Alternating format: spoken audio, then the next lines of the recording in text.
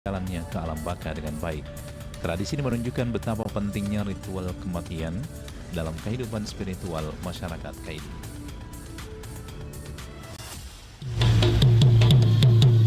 Demikian kabar Rakna Pro 4.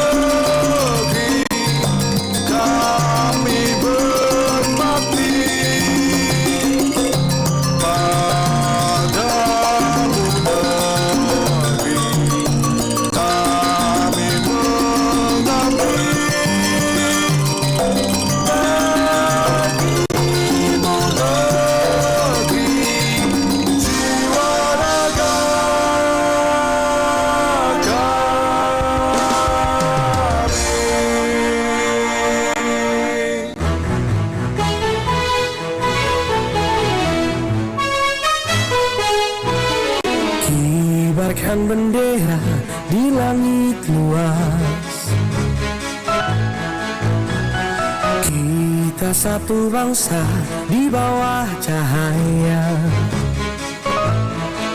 Beraneka warna atau beda agama, di sini bersatu sebagai saudara. Indonesia is big, kau dan aku memeluk bendera, kita bersatu. Di bumi pertiwi kita berdiri, bangga menjadi anak negeri.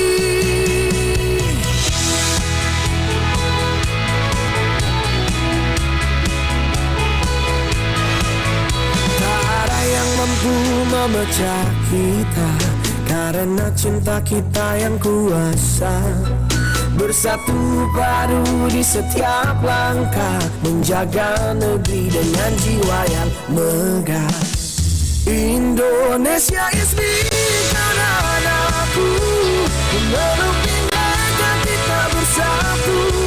Di bumi pertiwi kita berdiri, bangga menjadi anak negeri. Menggapai langit dengan tangan terentang, kita adalah satu di tengah bintang. Melangkah maju bersama impian, Indonesia kuat bersatu kita menangkan.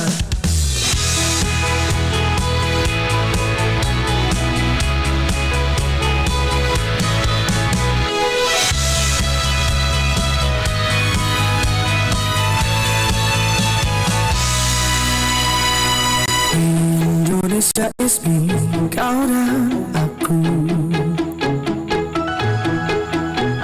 memeluk bineka kita bersatu.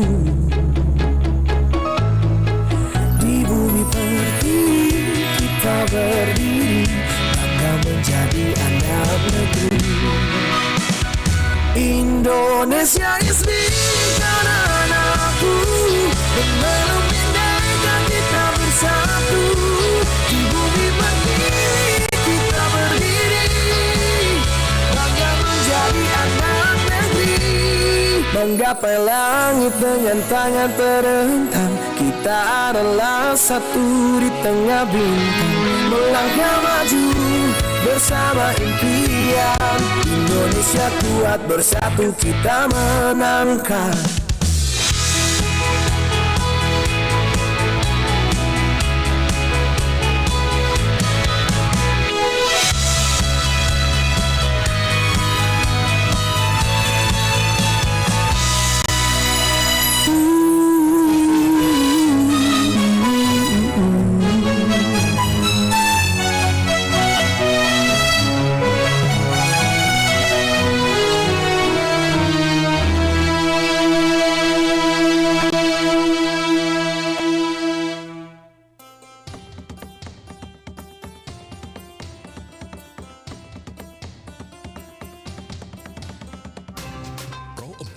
Suara Budaya Sulawesi Selatan. Assalamualaikum warahmatullahi wabarakatuh dan selamat pagi sahabat budaya dimanapun Anda berada. Pagi hari ini kita kembali berjumpa di obrolan dalam studio. Kali ini kita akan membahas tentang eksistensi pendakwa dulu dan pendakwa masa kini. Alhamdulillah di studio saat ini kita sudah kehadiran dua tamu istimewa ini, dua dai yang tentunya sering kita lihat tampil di berbagai kegiatan-kegiatan termasuk kegiatan-kegiatan keagamaan. Yang pertama ada Dr. Haji Muhammad Rusli SHIMH. Assalamualaikum. Waalaikumsalam warahmatullahi wabarakatuh. Beliau ini dikenal dengan pas songkok tinggi ya, ciri khas ya. Kemudian yang kedua ada Dai Haji Rajamuddin Patong SPDI MA. Beliau sering dikenal dengan Dai Raja. Assalamualaikum Ustaz. Assalamualaikum warahmatullahi wabarakatuh. Masya Allah, kita bersyukur ini di studio kedatangan dua Ustadz ini. Ini kita mau perkenalan dulu ke pendengar kita, barangkali pendengar kita, tapi saya yakin banyak yang sudah kenal, apalagi Ustadz Rajamuddin ya. Pernah kita dengarkan program yang ada di RRI itu, ada One Day One Ayat. Beliau yang menjelaskan satu ayat. Nah ini kita ke Dai Raja dulu. Mungkin perkenalan dulu Ustadz. Ini Dai Raja. Apakah memang Ustadz yang memilih sendiri namanya ini atau memang ada sejarahnya Ustadz? Iya. Ya. Assalamualaikum warahmatullahi wabarakatuh. Waalaikumsalam. Alhamdulillah wa syukurillah, salatu wassalamu ala rasulillah wa ala alihi wa ashabihi ajma'in, amma ba'd. Pendengar RRI Pro 4 yang insyaallah dirahmati oleh Allah Subhanahu wa taala. Jadi nama asli saya itu Rajamuddin Patong. Patong itu nama bapak saya. Iya. Terus itu dai itu pemberiannya TPI dulu. Oh, iya. Pemberian TPI. Agak dekat Ustaz. Iya. Supaya. Ya, pemberiannya TPI dulu. Dai artinya dakwah TPI. Oh. Ya, dai itu adalah dakwah TPI. Iya. KDI itu konteks dandut TPI itu dulu. Iya. Jadi tahun berapa itu Ustaz? tahun 2006 saya ikut pemilihan dai muda. Waktu itu umur saya baru 26 tahun. Jadi saya ikut pemilihan. Jadi waktu itu saya dikasih dari TPI yang sekarang MNC TV. Itu jadi Dai Raja. Jadi kalau di Jakarta di mana yang dikenal itu adalah Dai Raja. Berarti rajanya ini TPI juga nggak sih? TPI. Oh. Tapi tetap nama saya Rajamuddin Patong. Iya. Ini kan nyambung Jadi ini. disingkat, Iya. Kemudian yang kedua ada Ustadz Rusli atau Pas Songkok Tinggi ya. Ini ciri khas. Ada memang seorang dai itu memang harus dikenal dulu dari segi brandingnya dulu ya. Songkok Tinggi Ustadz. Boleh cerita juga sedikit kenapa kok sejarahnya memiliki karakter ini sendiri, gimana Ustadz? Iya, bismillahirrahmanirrahim. Assalamualaikum warahmatullahi wabarakatuh. Waalaikumsalam. Alhamdulillah rabbil alamin, wassalatu wassalam ala rasulillah wa ala alihi wa ashabihi ajmain, amma ba'd. Ya, sebenarnya saya tidak pernah menyangka sebenarnya bahwa orang akan kasih saya nama Songkok Tinggi ya. Oh, orang yang berarti kasih nama Ustadz ini. Atau Pas Songkok Tinggi. Iya. Karena nama saya dikenal itu ya hanya Muhammad Rusli atau biasa juga dipanggil Harus biasanya. Oh, Harus ya. Itu pemberian singkatannya. Hanya dari perjalanan terus menerus itu saya hanya senang saja ya pakai songkok seperti ini sehingga sudah melekat mungkin ya saya pakai imam, saya pakai ceramah sehingga melekat di masyarakat Songkok Tinggi ya. Atau Songkok Tanre, Nabila orang Bugis. Iya, Pas Songkok Tanre. Iya, ini kan ada juga ya, masing-masing punya karakter ya. Meskipun Dai Raja juga menggunakan Songkok Tinggi, tapi kalau kita dengar Songkok Tinggi itu memang lekat udah itu Ustadz Rusli. Iya. Nah, mungkin sedikit cerita dulu perjalanan dakwah nih Ustadz. Dai Raja dulu. Dari tahun 2006 itu, sebelumnya itu sudah berkiprah di dunia dakwah ya Ustadz ya? Iya, jadi saya masuk dunia dakwah itu tahun 2002. Sebelumnya dunia apa itu Ustadz? Dunia apa dulu? Dulunya itu saya pedagang. Oh, pedagang. Jual beras, Masya Allah. jual ini. Iya. Tapi sebelumnya juga itu saya imam masjid Ustaz. Karena juga saya pernah menghafal di Pondok Pesantren 77 di Bone, tapi tidak sempat khatam. Jadi ya yang saya kerja kalau Ramadan itu imam masjid, imam tarawih, imam sholat Jumat. Nah nanti 2002 itu karena mungkin masalah perekonomian ini sampai ada guru saya, ustadz saya itu yang tawarkan, kamu ikut khutbah Jumat dulu. Jadi saya diajar dulu untuk, jadi caranya itu dulu mengajak saya itu bonceng ke kiri kanan, kan belum piku tahu jalanan di Makassar. Jadi dibonceng ke kiri kanan, aku bilang di mana itu jalan ini, di mana itu jalan ini. Itu nah bonceng dulu ke sana, setelah itu baru beliau itu ke tempat acaranya. Nah berjalan waktu 2006 itu ada 2005 dulu ada pemilihan dai TPI, tapi itu masih se-Jabodetabek. Belum. Nah 2006 itu ada masuk Sulawesi. Asal Sulawesi, Indonesia Timur lah. Wakil Indonesia Timur. Nah waktu itu saya awalnya masih berpikir, karena saya pikir masih orang-orang hebat yang saya lawan, orang-orang ini. Tapi saya bismillah, berkat dorongan dari guru-guru saya, beliau mengatakan maju, insya Allah kamu bisa. Itu dulu itu ada istilah polling SMS. Polling SMS. Belum ada Android, belum ada Android Ustaz ya. Masih zaman kome-kome ya. Itu dulu handphone kan masih ada Nokia, Siemens itu dua Ustaz. Siemens tuh nasa Siemens sampai nganja Ustaz. Sampai nganja. Iya. Nah itu ikutlah pemilihan dari 7 kota itu dikumpulkan 40 peserta, 20 laki 20 perempuan. Dari perjalanan itu kita disaring lagi, disaring dari titian dai, dari titian ini disaring jadi 10 laki 10 perempuan, baru masuk mimbar.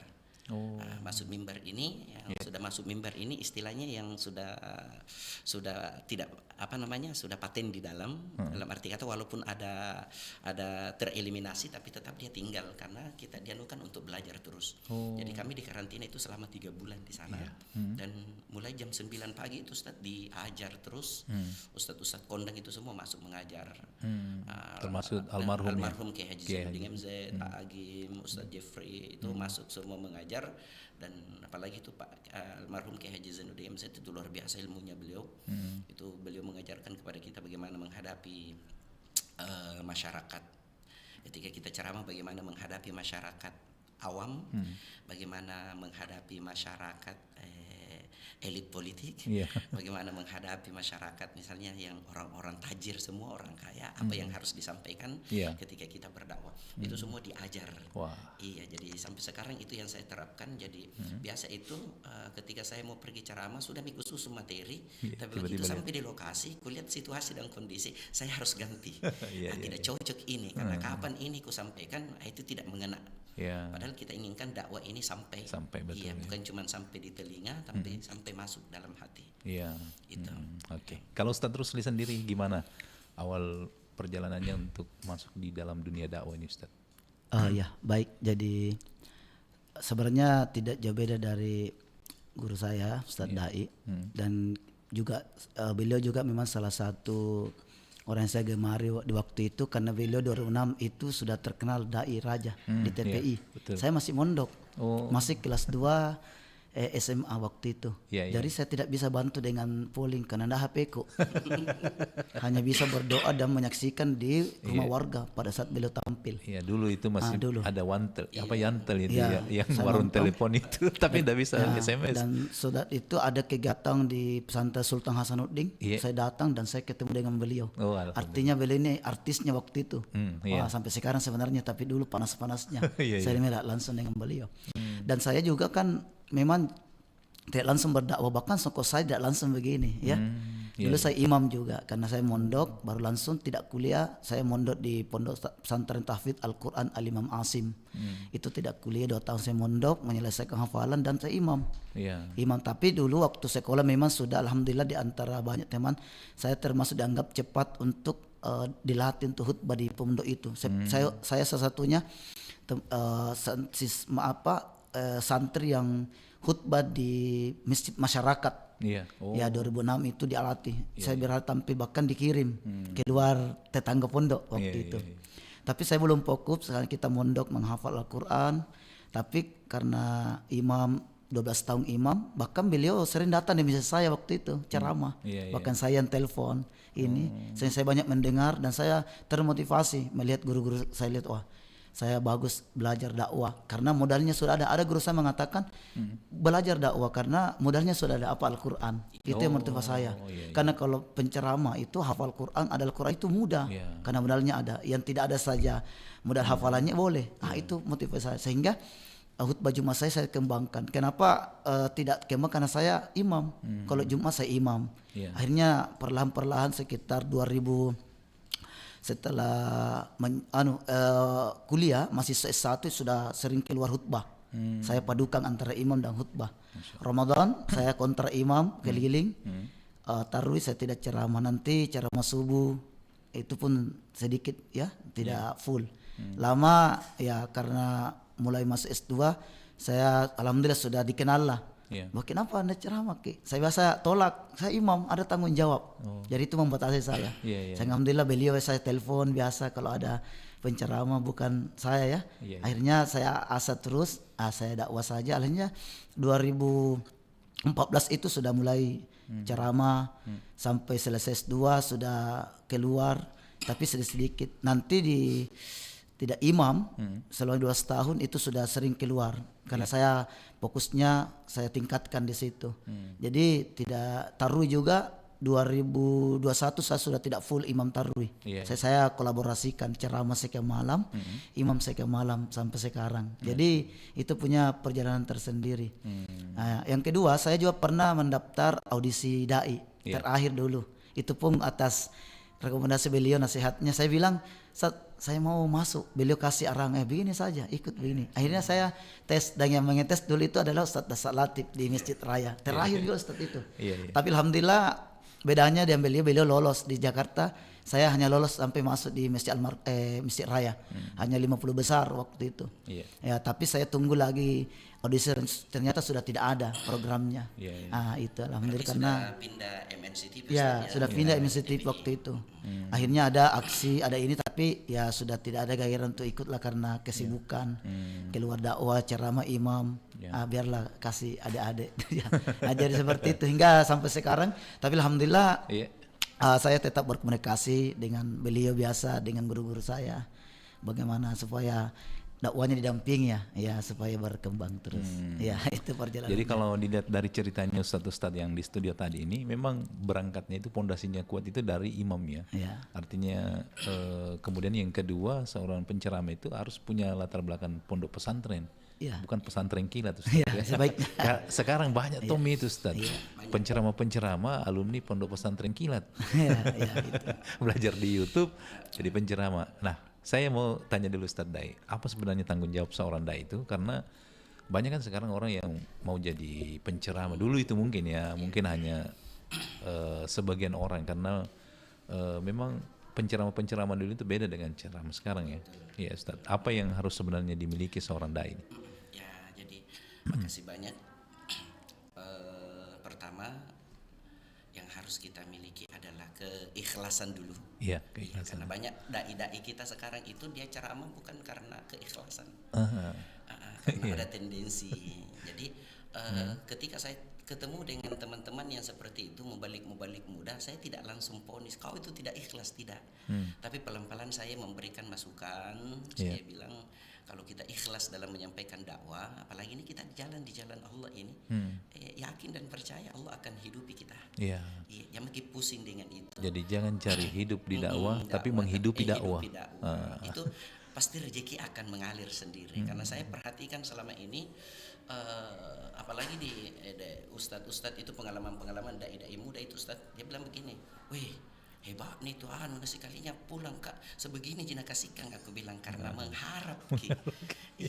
Coba kita perbaiki niat kita dulu sebelum kita sebelum kita berdakwah. Yang kedua, saya sampaikan begini sama mubalik teman-teman. Ceramah itu bukan persaingan tapi penyajian. Jadi jangan mau bersaing dengan ceramah, dalam arti kata yang kita harus bersaing yang positif, bukan yang negatif. Karena banyak mubalik. Kenapa saya biasa komunikasi dengan Ustadz Rusli, Ustadz yang biasa di sini, Ustadz yang dari KPK, dari apa, itu saya biasa komunikasi. Itu yang biasa saya sampaikan. Penyajian tak, kalau bagus gitu penyajian tak, orang panggil ki. Kalau kau yang saling menjatuhkan satu sama lain. Orang itu akan baca kita, dia bilang apa Ji,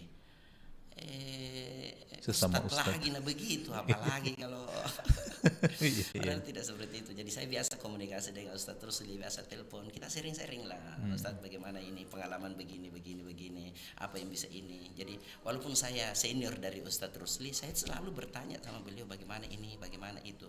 Begitu juga beliau tanya sama saya bagaimana ini, bagaimana dengan itu. Jadi kita saling memberikan masukan. Saling support juga Ustadz ya. Iya, karena siapa lagi yang akan menasehati kita kalau bukan sesama kita mubalik. Nah, seperti itu. Jadi saya biasa bilang begini, lebih bagus sesama mubalik yang nasihati ki daripada masyarakat yang nasihati ki. Kalau masyarakat nasihati ki sakit hati ki. Apa dia bilang, apa toh nganjonun nih, anak tidak tahu apa-apa, nah kenapa nana tegur ka. Itu kan tidak enak. Jadi saya bilang sama teman-teman, lebih bagus sesama ustadz yang nasihati ki. Kalau sesama ustadz nasihati ki itu masih bijaksana, karena biasa di warkop jadi ketemu, jangan kau begini, jangan kau begitu, jangan kau kasar caramu ngomong, jangan kau menjurus sama yang porno karena tidak bagus ki kedengaran. Banyak sekali masukan begini. Itu masukan bagi dai muda sekarang, karena sekarang ada persaingannya luar biasa Ustaz. Dari segi baju nabi teman-teman kan kita rapi. Iya. Gitu. Kalau Ustadz Rusli sendiri memang dulu kan sebagai imam ya. Nah kemudian mengambil pilihan untuk berdakwah. Sebenarnya karena ada juga kan memang ini dua pekerjaan yang memang harus satu yang dipilih Ustadz ya. Kalau mau jadi imam karena saya pernah dapat juga orang yang mau merangkap dua-duanya itu akhirnya apa? Hilang itu tadi yang dikatakan Ustadz, ikhlasnya itu yang hilang. Karena pasti dia pilih yang mana yang dikorbankan, yang mana paling tinggi dia dapat, di situ dia pilih. Antara dakwah dengan imam. Dia punya tanggung jawab misalnya jadi imam rawatib di masjid. Terus ada juga job dakwahnya. Nah, ketika ada undangan dakwah ini yang tentu akan meninggalkan ini yang satunya. Ini Ustadz Rusli menyikapinya dulu mengambil pilihan itu. Bagaimana Ustaz? Jadi kembali bahwa menjadi dai itu tidak instan ya. Ada proses. Makanya saya setuju tadi karena ada perkenalan bahwa karena sekarang banyak dai tapi ya tentu berbeda latar belakang ya. Jadi satu tentu niat kita. Saya dulu imam. Dan kenapa mau jadi dai? Niat saya satu ya itu pengembangan diri dan pengamalan ilmu. Karena saya sudah berdakwah, karena saya imam kan dakwah juga sebenarnya. Karena ceramah itu bagian dari dakwah. Jadi apa yang kita lakukan ada dakwah, imam juga dakwah. Jadi dakwah itu luas. Kita khutbah di masjid itu bagian dari dakwah. Nah, jadi saya bilang saya harus, karena banyak yang menyarankan kita sama guru saya tadi penyajian tingkatkan. Tapi itu ada proses harus ada pendalaman karena maida ini bukan sekedar kita hebat berbicara tapi tentu ada pertanggungjawaban daripada materi ilmu, bukan sekedar kita menyampaikan saja mengkuifaste, tapi tentu harus kita tahu bahwa ini dasar dari sini. Kedua, saya tidak mengorbankan, tapi saya memposisikan. Jadi dulu tuh saya imam, kalau ada yang telepon saya tanya di mana alamat bisa tidak saya berangkat sudah isya setelah imam. Insya Allah saya bisa datang. Kalau dia ngotot, sholat maghrib bisa minta maaf karena imam. Artinya saya profesional. Karena semata-mata insya Allah karena Allah hanya tahu, niat saya itu bukan material saja. Betul-betul mengembangkan diri. Jadi saya tidak mau saya pilih dakwah, tapi saya melelehkan tugas saya dengan jamaah. Jamaah saya juga menggaji. Tapi kalau tidak ada yang dirugikan, saya pergi. Nah, maghrib saya diundang misalnya pengajian. Antara maghrib isya saya tidak terima. Karena nanti saya bilang ada waktu luangnya, mungkin kalau sudah subuh bisa kalau ada undang itu sehingga berjalan sampai sekarang juga seperti itu. Tapi karena sekarang saya sudah terikat satu masjid, jadi alhamdulillah dakwah itu bisa lebih saya fokuskan juga. Ya, ada yang panggil imam, Ustaz sekalian imam kalau ke masjid, nah saya datang lebih awal. Iya. Nah itu. Baik. Ya. Nah, Ustadz Dai Raja, kalau melihat kan dulu banyak orang misalnya mengidolakan satu dai ya. Taruhlah misalnya Zainuddin MZ. Tapi dalam hal membawa karakter diri itu juga biasanya dia meniru dari bukan hanya dari materi ya, tapi dari sisi pembawaan. Kalau Dai Raja sendiri, ini kan kalau dakwahnya sendiri itu kan kita identik memang dirinya sendiri nih Dai Raja yang berdakwah. Artinya tidak ada karakter lain yang dia ikuti. Itu menemukan itu menjadi seorang dai seperti itu Ustadz, memiliki branding tersendiri itu gimana supaya ndak kesannya oh ini. Jadi Tabe, waktu kita ikut audisi itu di Jakarta, kalau ada yang tiru gayanya Aagim, itu langsung dicoret. Ya. Jadi harus punya karakter tersendiri, harus punya gaya sendiri. Ada yang tiru, kan banyak sekali itu. Sampai sekarang itu di televisi ada yang paling dominan itu apalagi Zainuddin MZ. Apalagi waktu kita ngadakan di sini musabaqah antara RRI itu banyak sekali penceramah itu yang gayanya Pak Zainuddin MZ pakai. Nah kalau kita di TPI, makanya itu yang terus saya pakai. Kalau ada yang pakai gayanya Pak Zainuddin MZ, saya tidak pakai. Karena saya bilang kamu harus punya ciri khas tersendiri. Ya yang bisa kau bawa ke masyarakat. Jangan Pak Zainuddin MZ cukup satu Zainuddin MZ. Aagim cukup satu Aagim. Ustadz Jeffrey almarhum cukup satu Ustadz Jeffrey. Jangan kalaupun kita mau padukan boleh. Tapi jangan monoton bilang gayanya Pak Zainuddin MZ kita pakai, gayanya UJ yang kita pakai, tidak. Jadi memang harus. Jadi kemarin itu waktu audisi Daiki itu ada memang satu itu pakar retorika yang masuk, namanya enggak apa-apa saya sebut namanya ya. Dr. Al-Ustadz Dr. Anwar Sanusi. Itu beliau begitu kita masuk itu, coba bayangkan kita disuruh beri salam, model beri salam itu sampai 10 model beri salam.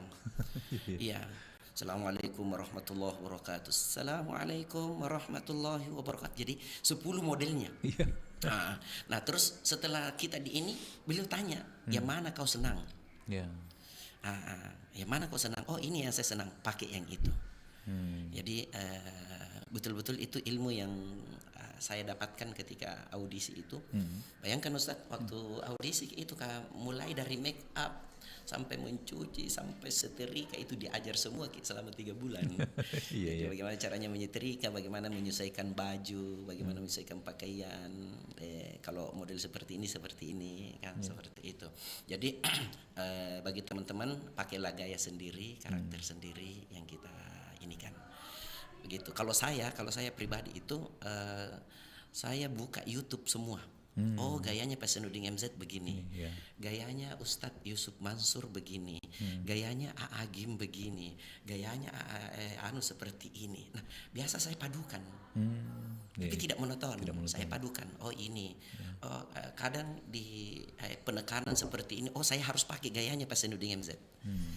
Oh karena harus di posisi seperti ini itu harus saya pakai gayanya misalnya Ustadz Jeffrey. Jadi makanya kalau saya itu cepat sekali habis suaraku Ustadz, karena kayak orang tabligh akbar kak mana takziah apa berkuar-kuar aja. Jadi biasa pakai habis suaraku.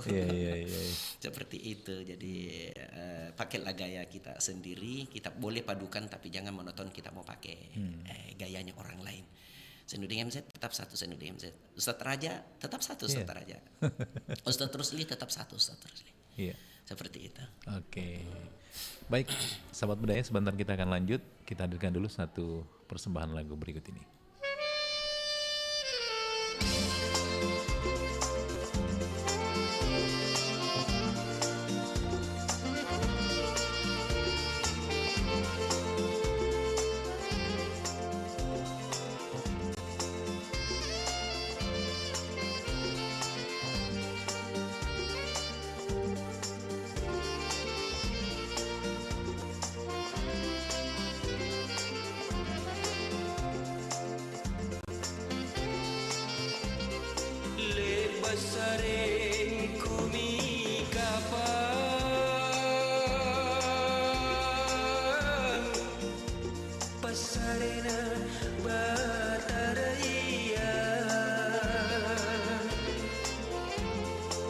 Empori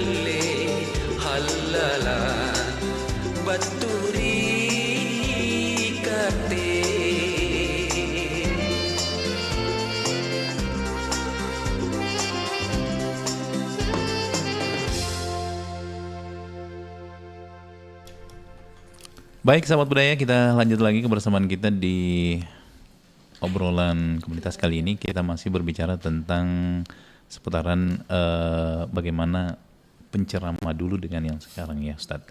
Tadi banyak hal yang kita ketahui bahwa memang apalagi saat sekarang ini Ustadz ya, lagi viral bahwa ini misalnya tradisi di pondok itu kan hormat patuh sama kiai. Nah kalau kita lihat bahwa ini kan sekarang seorang mubalik juga tentu harus punya konektivitas dengan ulama-ulama yang dulu. Nah itu kalau sebagai dai-dai muda itu kalau Ustadz Rusli gimana? Artinya mengambil ilmu daripada seorang ulama itu kan penting ya. Apalagi kalau mungkin di dunia pondok kita dulu nggak langsung belajar fikih, nggak langsung belajar ini. Ada dulu kitab yang mungkin tipisnya dibandingkan dengan kitab lain harus hatam dulu itu ta'lim muta'alim itu. Nah sekarang itu saya lihat banyak yang terputus ini Ustaz. Artinya ketika dia sudah menjadi mubalik, dia terputus itu silaturahminya dengan ulama besar. Kalau Ustaz terus nih gimana? Ya, memang salah satu solusi terbaik untuk dai ya, apalagi dalam kurun dai generasi muda lah, dai muda ya termasuk saya. Kan itu sama ya. Kalau saya ditanya harapan saya ya tentu dai-dai ini yang muda mestinya harus ada kolaborasi dengan dai-dai senior ya, guru-guru kita. Jangan kita karena sudah pernah tampil dianggap kita sudah diundang di mana-mana, kita sudah tidak mau lagi bertanya, ya kita tidak mau lagi silaturahmi dengan guru, mengasah diri. Tapi itu saya kira hal yang keliru.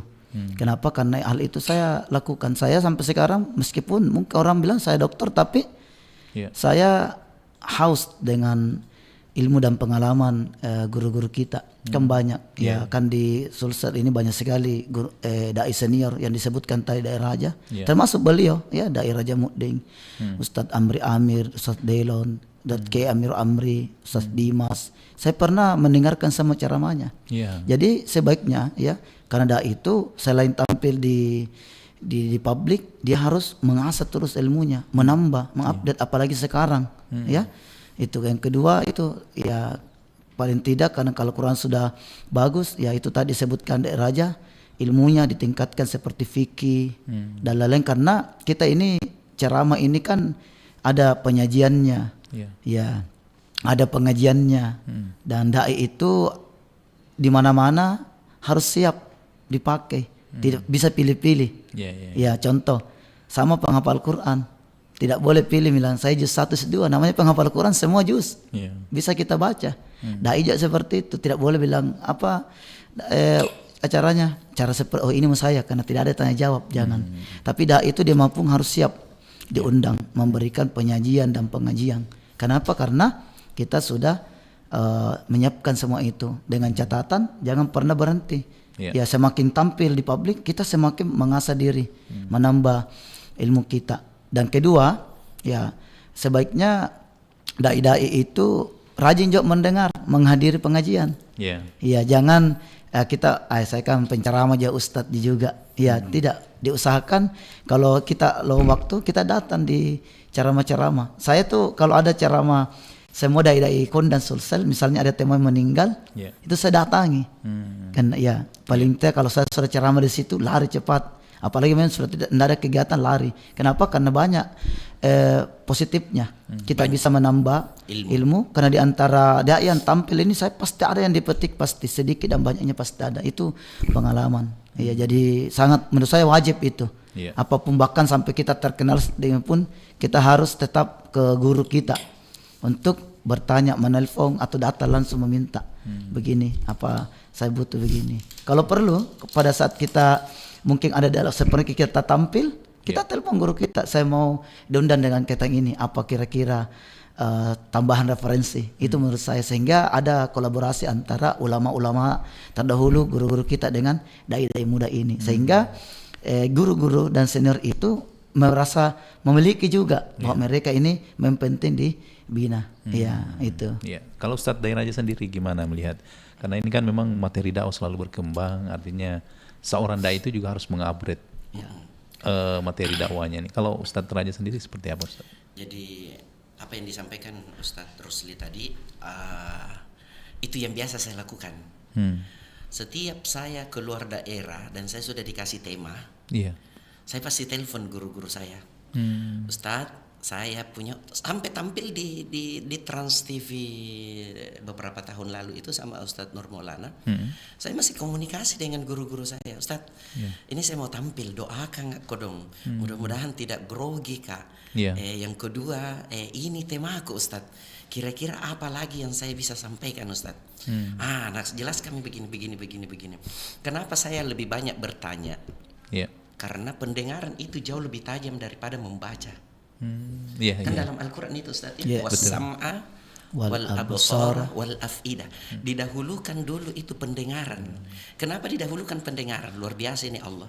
Karena pendengar itu jauh lebih tajam daripada disuruh membaca. Kalau disuruh membaca menghayal jaki.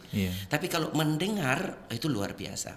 Yang kedua, ini yang biasa saya sampaikan kepada ustadz muda, saya bilang ayolah, jangan cuman kita yang diceramahi, jangan cuma kita yang ceramah, sekali-kali kita diceramahi. Kita panggillah ustadz misalnya apa yang mau dibahas, misalnya masalah fikih, ini yang paling penting ini. Ini yang paling penting. Kenapa? Karena 95% itu masyarakat bertanya apa hukumnya ustadz. Jarang-jarang saya dengar ditafsir apa itu Ustadz, menyangkut masalah ini di ayat berapa itu Ustadz, kurang-kurang yang saya dengar begitu. Yang ditanyakan masyarakat itu, Ustadz apa hukumnya orang yang seperti ini, orang yang seperti ini. Contoh fikih keseharian. Fikih keseharian. Contoh suami istri ambil air wudu, bersentuhan dengan suami istri, itu batal air wudu. Nah kan bisa, itu mazhabnya siapa? Kalau ustadz-ustadz yang menyampaikan seperti itu, guru-guru kita kan lengkap ke penjelasannya. Mazhabnya Imam Syafi'i mengatakan bersentuhan yang bukan muhrim, itu kan istri bukan muhrim, karena bukan muhrim dari nasab. Yang muhrim nasab itu kayak mamata, anak ta, itu kan nasab. Tapi kalau dibilang istri itu bukan muhrim dari nasab. Nah itu yang harus kita ketahui. Dan penceramah muda sekarang itu tapi bukan ku bilang tidak tahu, tapi paling kalau ditanya menurut ulama, ulama inain nempawi.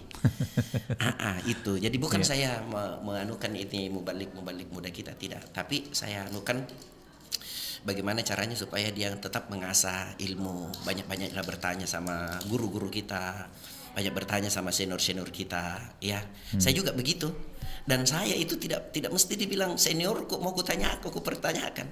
Biar juniorku, kalau dia posisinya, dia ahlinya di situ, saya tanya. Ustadz Rusli penghafal 30 juz, saya penghafal juz 30. Ini beda-beda tipis kapan yang penting ada 30. Nah, setiap mau tampil apa, kalau bukan Ustadz Rusli saya telepon, Ustadz siapa kau, Ustadz Muslim saya telepon, Ustadz siapa telepon, Ustadz dengar kayak dulu baca Quranku, cocok minjok. Saya tidak takut bertanya dan tidak malu bertanya. Karena itu saya nuku, ku bilang lebih bagus beliau-beliau yang nasihat daripada orang lain nasihat. Ustaz salah baca ke isum pading, kan tidak tidak cocok ini. Tidak cocok. Iya kan seperti itu. Jadi saya walaupun saya jam terbangku tinggi, karena kalau rendah jam terbang biasa ditabrak listrik kan. Makanya harus tinggi jam terbang. Itu saya banyak bertanya. Kalau ada ayat yang saya mau sampaikan, seperti saya mau tampil, saya pasti telepon dulu pengaji, kira-kira bagaimana cara penyebutannya, kan seperti itu. Jadi memang dai itu seperti sampaikan Ustadz Rusli harus betul-betul siap di segala medan. Gitu. Kalau Ustadz Rusli sendiri nih tantangan dakwah di era sekarang ini kan mungkin apa yang kita rasakan ini, karena tantangan berdakwah di era sekarang ini, apalagi di dunia digital sekarang kan banyak orang berbeda lagi segmen pendengar kita atau audiens kita ini. Kalau Ustadz Rusli sendiri bagaimana melihat tantangan dakwanya? Tentu kalau kita bicara tantangan dakwah dengan yang dulu dengan sekarang tentu beda. Dan tantangannya menurut saya ini itu lebih besar saat ini daripada dulu. Kenapa? Meskipun kalau dulu kan terbatas dengan sarana dakwah, ya tapi aman.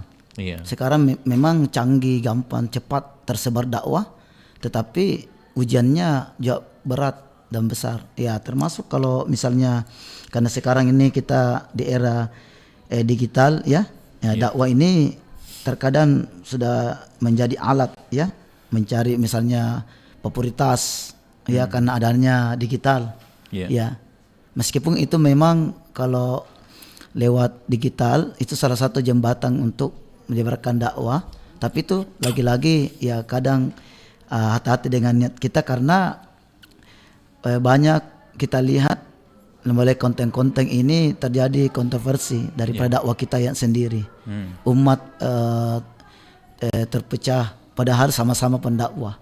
Ya karena itu tadi ya tantangannya. Ya. Yang kedua tentu fenomenanya ya.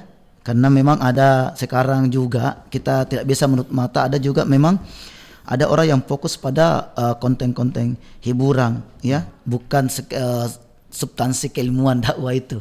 Ya kalau ini artinya bisa kita lihat sendiri. Jadi adanya sekedar penting bisa dilihat ya. Sama dengan yang sampaikan dari Raja bahwa catatannya sebenarnya adalah mengkualitaskan diri. Karena kalau kualitas diri itu bagus ya pasti di mana-mana bisa kita dipanggil. Nah, kedua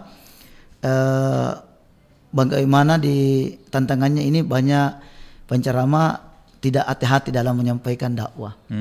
Artinya saya selalu sampaikan bahwa berdakwalah tanpa harus menyakiti hati orang lain. Iya karena memang teknologi bagus, tapi mudaratnya itu juga semakin canggih. Ya beda dulu kan orang kalau ceramah harus tatap muka langsung ke masjid, jarang. Sekarang biar di rumah bisa, tetapi ujiannya berat. Ya makanya kita tetap harus berhati-hati karena dakwah ini di rumah kita berdakwah tapi bisa terekspor di seluruh dunia ini. Ya bertatap muka lewat Zoom dan lain-lain. Nah cuma kita harus jaga bahwa berdakwahlah tanpa harus menyakiti hati orang lain. Ya itu yang kedua. Ya jangan juga kita berdakwah ya istilahnya orang bilang kajili-jili. Artinya saya kan sudah ini apapun mau disampaikan tidak boleh.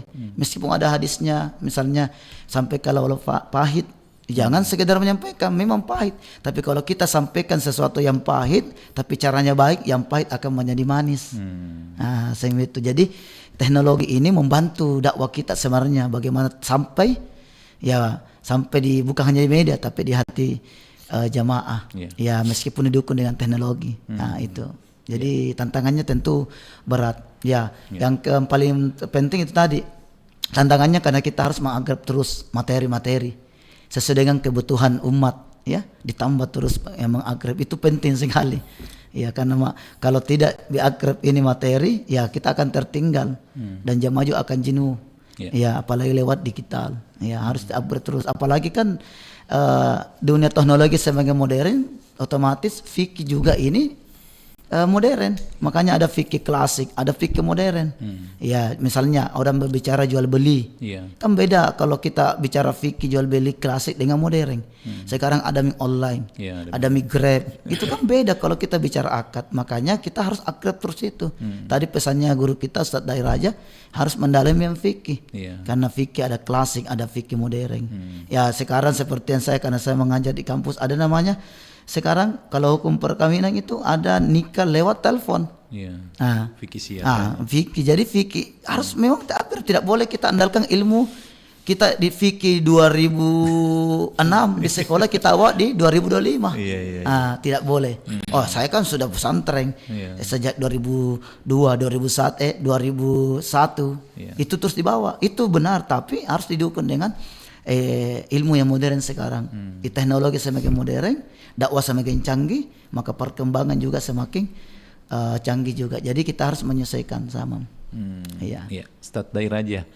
Kan metode dakwah itu kan dijelaskan dalam Al-Qur'an ya. Kalau nggak salah surat An-Nahl ayat 100 Ud'u ila sabili rabbika bil hikmah wal mau'izatil hasanah wajadilhum billati hasanah. Ini kan metode dakwah yang banyak dipakai juga, misalnya sistem debat. Nah, ini kan memang butuh juga keahlian khusus. Tapi itu tadi ada yang disampaikan oleh Ustaz Rusli, berdakwalah kamu tanpa menyakiti perasaan. Tapi kalau ada semacam dakwah yang debat lewat media sosial misalnya, itu menurut tanggapannya daerahnya seperti apa? Makasih banyak, luar biasa. Itu yang biasa Kak berpikir.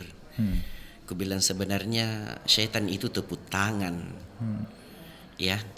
Kenapa aku bilang tepuk tangan? Yang di sana mengatakan Allahu Akbar, di sini juga mengatakan Allahu Akbar.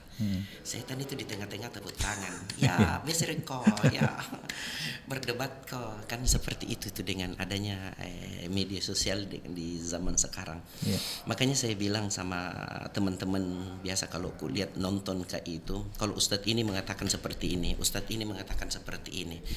Kalau saya, ayo kita lah pertemukanlah itu. Jangan di media sosial orang berkoar-koar. Jangan di media sosial orang berkelahi. Berapa banyak ustadz-ustadz kondang kita yang dimaki-maki, yang dicela, yang dihujat, di apa. Nah, itulah salah satunya juga Ustadz Ruslina tidak mau Kak saya masuk di media sosial. Iya, sampai tadi malam itu ada Ustadz bilang bikin juga konten untuk bikin ke apa namanya? Untuk channel YouTube. Saya bilang jangan deh, cukup kalau Allah yang kasih kenal ke. Tidak ada yang mustahil. Karena saya dengar itu kata-katanya Agim sama saya bilang, biar nu bolak-balik dirimu masuk di televisi, nu bolak-balik dirimu masuk di YouTube. Kalau Allah mengatakan belum terkenal, enggak bakalan terkenal. Biar santai-santai kalau Allah kasih kenal kita. Iya. Jadi jangan cuman pakai jalur langit yang seperti itu.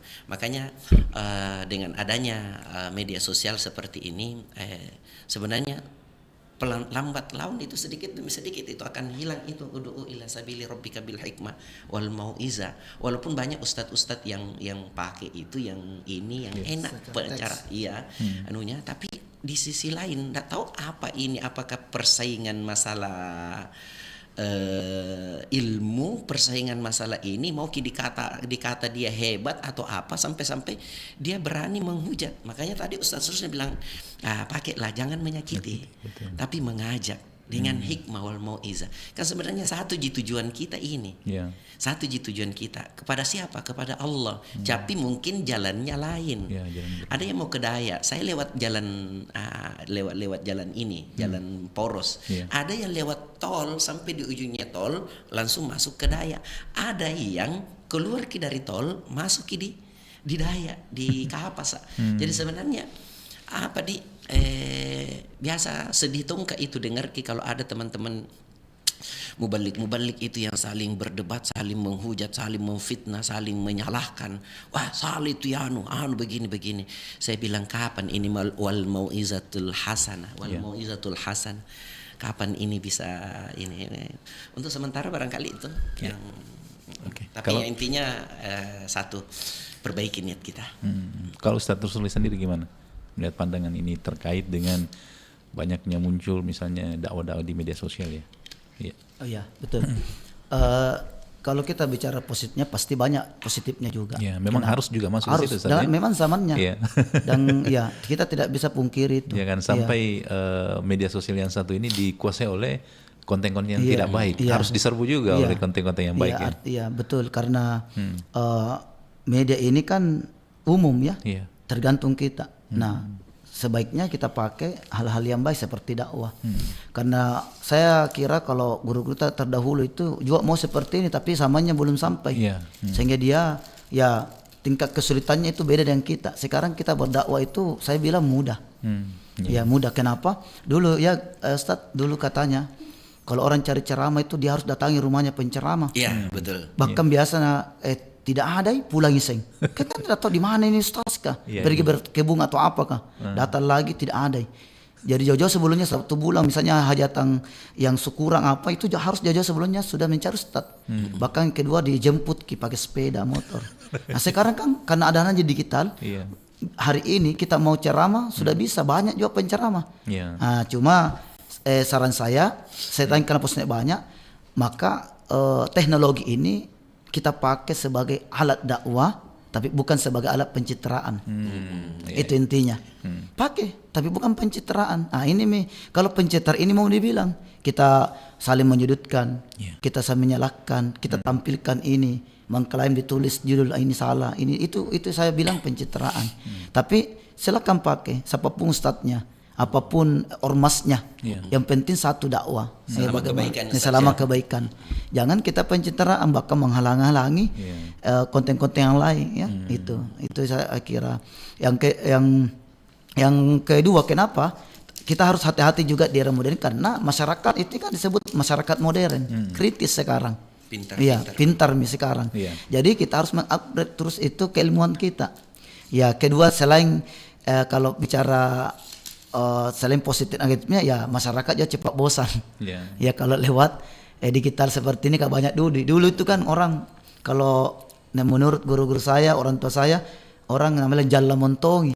Wih, bayangkan prosesnya Pak, dijemput, menunggu 2 bulan, baru jadi jalla montongi orang. Sekarang kan orang ceramah ini, mohon maaf saja sebagian, seakan kegiatan ceramah itu sebagai formalitas sebagian. Contoh, ada pernikahan, coba lihat. Yang pentingnya penceramah, tapi pada ujungnya tidak didengarkan. Dia makan misalnya, bukan substansinya di situ. Dulu itu betul-betul sebagian ya dipakala bermontongi. Mungkin juga karena prosesnya beda ya, nah, sehingga kualitasnya juga beda. Tapi itu sebagian. Tapi harapan kita dengan adanya teknologi ini juga kita tidak melupakan metode-metode dakwah klasik yang terdahulu. Nah, itulah makanya saya pernah tanya, Ustaz, kenapa masih ada jamaah tabligh? Oh, itu tidak akan pernah hilang. Karena itu salah satu metode Nabi. Dan memang di saat ini meskipun teknologi sudah berkembang, tapi kita tidak boleh mungkiri pasti masih butuh dengan dakwah klasik seperti yang dilakukan saudara kita jamaah tabligh. Karena sehebat apapun teknologi, masih ada orang tidak memiliki TV. Masih ada orang tidak punya HP. Maka saya kira bahwa dakwah klasik yang dulu itu menyurat, data langsung ke rumah itu memang tidak bisa hilang, hanya kita kolaborasikan. Jangan ada di kita digital semua ada zoom terus, jangan juga, karena beda efeknya kalau kita cara zoom dengan langsung. Itu menurut saya. Baik. Tapi Ustaz, tidak pernah kapan kita dijemput dengan ambulans. Saya pernah dijemput ambulans, pernah tuh dijemput Ustadz mobil si bombe. Kira-kira bagaimana perasaan itu Ustadz dulu, kalau baru yang lucunya lagi disuruh Kak duduk di belakang. Yang di dekat nih tuh keranda mayat kan, doa makam mami tidak kubaca. dan itulah mencitrakan Pak Bole ini dai senior. Ya, karena sudah masih dapat proses itu. Dulu masih ini Ustadz, masih biasa Kak dikasih undangan tertulis. Iya, betul. Jadi dibawakan ke undangan itu, terus disuruh balas. Iya, betul. Iya, kan dulu itu handphone pager, pager. Itu biasa kalau bunyi ada panggilan masuk. Pergi di wartel, nelpon. Iya, kenapa Ki? Itu dulu masih ku dapat Ki. Baik. Sedikit Ustaz, ada waktu masih sekitar 3 menit, ada yang mungkin disampaikan dari Raja dulu. Jadi tetap teman-teman berdakwah apapun yang terjadi, karena di yaumil akhir nanti itu tidak akan bergeser kaki seseorang kalau tidak ditanya dengan 4 hal, termasuk ilmu kita dikemanakan. Tuh harus dakwah terus, jangan putus asa. Apapun yang terjadi di lapangan harus maju terus. Yang kedua, teman-teman semua, ayo tanamkan rasa ikhlas dalam diri kita dalam berdakwah. Urusan rezeki itu Allah sudah atur. Saya itu teringat ada kata-katanya Ustadz Adi Hidayat, beliau mengatakan begini, kalau hari ini rezeki kita 100.000, biar yang haram yang kita cari tetap tunji 100.000, tidak bakalan bertambah. Itu makanya itu yang saya pegang. Saya berusaha, bukan berarti saya sekarang sudah ikhlas, tidak. Tapi saya berusaha untuk ikhlas. Yang ketiga, tetap upgrade keilmuan kita. Dan saya mengajak teman-teman baik dari semua pendakwa, ayolah sekali-kali kita duduk bersama dan sekali-kali kita mendengar ceramahnya guru-guru kita yang menyangkut masalah fikih. Jangan cuman kita yang mau didengar ketika kita ceramah. Cuma biasa tuh begini, ku lupa Ustaz. Bilang ada cara, aku bilang enggak apa-apa Ji. Mau dia apa? Pernah tuh itu kuno sendiri Kak Najar itu Ustadz, pernah tuh banyak, pernah sendiri, jadi gue bilang biar sendiri Mak diajar seperti itu. Jadi dengan adanya RRI ini, ayo kita kita satukan persepsi kita, kita dakwah terus sampai akhir hayat. Mungkin itu Baik. saja. Terima kasih Ustadz Dai. Kalau Ustadz Rusli silakan. Ya, pesan-pesan untuk kita semua termasuk saya, ya satu, ya jadilah kita dai ini sebagai penyatu umat, ya bukan pemecah. Jadi dai yang mengobati luka umat, ya bukan menambah lukanya. Nah, dan ketiga, ya kita dai ini jadi contoh, mas, apalagi menjaga persatuan. Ya, nauzubillah, jangan sampai ada dai kita dengar, itu Ustadz anu tidak baku omong. Banyak itu. Nah, mudah-mudahan tidak. Itu Ustadz katanya ada gennya. Wah. Boleh ada komunitas, Iya. tapi komunitas itu justru menguatkan kebersamaan, bukan mengkapling-kapling, karena dai itu adalah cermin utamanya umat. Iya. Iya. Jadi harus mengkualitaskan. Terus kedua, dai selalu menggali, ya, ilmu. Ketiga, jangan takut tidak terkenal, karena keberhasilan dakwah itu bukan diukur dari terkenalnya orang. Iya. Ya, buktinya wali-wali tidak pernah ada di media misalnya, tapi terkenal di mata Tuhan. Iya. Ya, artinya berdakwah saja untuk niatnya betul-betul kita bagaimana menyampaikan kebaikan. Ya, dan terakhir sekali untuk kita semua ini, berdakwahlah ibarat seperti bubur. Bubur itu kan substansinya, esensinya semua bisa orang makan, Iya. tanpa mulai dari orang bayi, orang sakit, remaja. Artinya bubur semua orang senang kalau bubur. Iya. Apalagi orang sakit gigi. Artinya dakwah ini kita upayakan seperti ibarat bubur, diterima di mana-mana. Ya, begitu maksud saya. Karena seperti bubur, orang sehat lebih suka, apalagi orang sakit suka bubur. Jadi dakwah ini tidak memandang bulu, semua diterima pada saat kita sampaikan. Dan pesan untuk bukan hanya dai, untuk masyarakat, muliakanlah para dai, mubalik. Ya, muliakan, hargai ilmunya. Ya kan biasa itu ada orang yang tidak enak hanya masyarakatnya, tapi ustadznya tidak dijaga hatinya. Ya, maksud saya, ya kita juga harus menghormati dai-nya, imamnya. Saya pernah ditanya, Ustadz, itu kalau dai dan imam misalnya dikasih sesuatu, saya bilang yang dibayar padahal sebentar sekali ji, imam misalnya 10 menit kalau taruh atau setengah jam, saya bilang yang dibayar dihargai ilmunya dan prosesnya. Dia menghafal Al-Quran. Ada dai mungkin kalau dia datang itu dihargai sebenarnya karena ilmunya. Jadi Nabi bilang tidak ikhlas, tidak. Semua orang itu ikhlas. Tugas umat itu bagaimana menjaga dan membuat dai-nya ikhlas dalam berdakwah. Jadi jangan berbicara ikhlas, tapi buatlah dai-dai dan imam-imam itu ikhlas. Nah, itu jadi saling kita menjaga dan saling menghormati antara dai, masyarakat dan sesama dai. Itu saja. Okay. Baik. Terima kasih Ustadz keren dai yang cukup memberikan banyak inspirasi di pagi hari ini. Mudah-mudahan di lain waktu kita bisa dipertemukan kembali ya. Saya tutup dengan pantun ini Ustadz, boleh? Iya, boleh. Buah nanas, buah ceri, dicampur gula enak sekali. Cakep. Cukup sekian pertemuan kali ini, semoga bisa bertemu lagi di kemudian hari. Assalamualaikum Ustadzku. Waalaikumsalam warahmatullahi wabarakatuh. Mau ke balas pantun. Buat